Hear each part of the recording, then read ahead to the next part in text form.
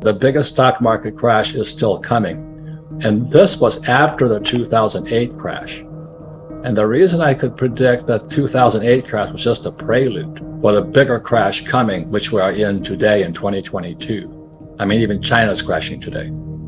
Because they never fixed the problem. In fact, the whole problem is that the global economic system is rigged. It's called the central bank system. You know, the Bank of Japan, the Bank of England, Bank of Japan, stuff like this. This whole system is rigged. So Fuller passed away in 1983. In 84, his book came out called The Grunch of Giants. And I'm reading Grunch of Giants, and Grunch of Giants stands for Gross Universal Cash Heist. It's how our wealth is stolen via our money. And that fit my whole internal belief system. You know, if you don't believe it, you think he's a whack job. But in 1984, I said, man, this guy is onto it. You know, Fuller's onto it. So I read Grunch of Giants, and that's how I can write books like Prophecy. And the way you know I'm not just blowing smoke today is you go get the book. And so what happened, 2008 crash, and then what that set up the biggest, as you know, because your experience on Wall Street, it set up the biggest bull market in history. But it was based upon fake money. They just kept printing more, using more debt. Because as you know, money is debt. If we don't borrow money, money doesn't exist. So money comes into existence because every time you use your credit card, take out a mortgage, buy a car, that's when money is created. And that goes back to 1913. Again, the Federal Reserve Bank was created. And then in 1913, in America, the Internal Revenue Service was created, the IRS, because money cannot exist without debt and taxes. So I'm sitting there going, holy moly. And as you know, in 2021, China collapsed. And that's why COVID appeared again. Notice that? So Evergrande, which is the biggest, I think it's bigger than Lehman Brothers crash. And Evergrande's going down. Now, when real estate goes down, it's a financial crash more than anything else. They have 90 million condos in China not occupied. So what that does is it's this big sucking sound, you know, like it's going down the toilet right now. When real estate goes down, it takes all the economies of the world with it. Like, you know, Australia, one of my favorite countries, ships a lot of supplies to China. And there, Australia was booming because China was booming with real estate. And so in 2021, when it collapsed, that means Australia collapses more. But that's why I think Australia locked the country down also. Everybody to stay indoors and all this. I personally think they're afraid of civil unrest. That's why COVID appeared, you know, September 17, 2019, our repo market collapsed. And the repo market is the shadow banking system, as they call it. You don't see that market, but I'm watching the shadow banking system. And when the repo market collapsed in September 17, 2019, voila, COVID appeared. A lot of the people giving financial advice, all they know is a bull market. You see, they were born, you know, just prior to 2008. They're now probably, let's say, 25 years old. They're financial planners, real estate brokers. And all they know is the S&P keeps going up. Don't fight the Fed. I mean, they're idiots. But unfortunately, without financial education in our schools, you can't blame them. But they don't know what a bear market looks like. And they don't know what inflation looks like, because inflation has made them rich.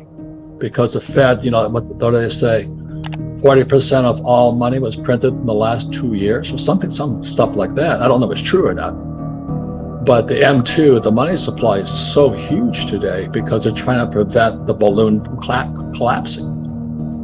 They're desperate. Well, I think why is there inflation is they're trying to prevent the collapse. And Jim Rickards, you know, he's one of the smartest guys I know. He says, prepare, we're going to collapse. And as you know, people don't understand, most 98% don't understand this.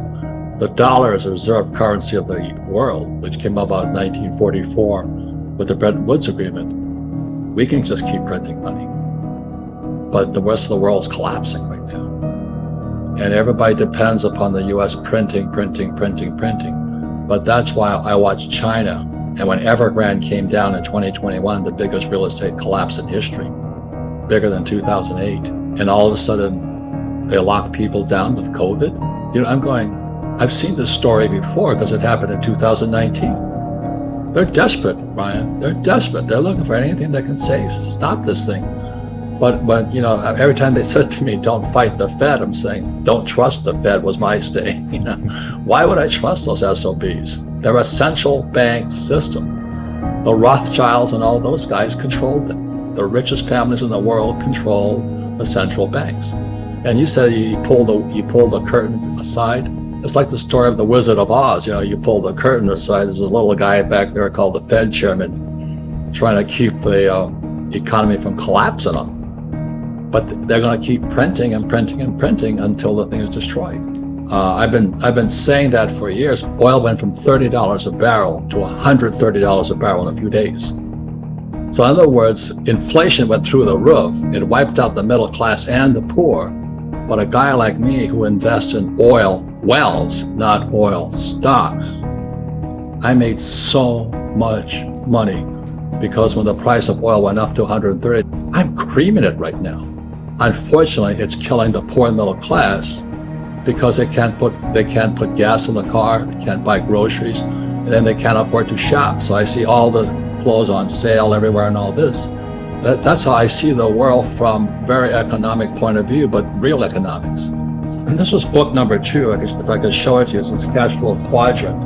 Oh yeah. And this is the 4 people in capital or money all throughout the world. You have employees, small business, self-employed. You have big business, 500 employees or more, and you have I. It stands for insider. It doesn't stand for investor. So I always invest from the inside. And people say, well, isn't insider trading illegal? Yeah, for these guys. It's legal for these guys. The other thing is taxes, like Ocasio-Cortez, she's a communist from New York. She says tax the rich. Well, the only people that pay taxes are employees. They pay 40%. This is global. It's pretty much set by the central banks like the Rothschilds. And then S, the small business, the small entrepreneur, somebody says, I'm going to become an entrepreneur. They pay 60% taxes. So the small entrepreneur is crushed all from the start. But big business is 500 employees or more, defined by the Internal Revenue Service, the tax department, is 20%, and insiders pay 0. So when I was about 18 years old, my rich dad pulls me aside because this is my poor dad here. Go to school, get a job. My mom wanted to become a doctor. I'm going, heavens no, Mom. You have to be smart. S stands for smart. She said, you're right, don't be a doctor. And B stands for big business entrepreneur. This is Elon Musk, Bill Gates, and all those guys.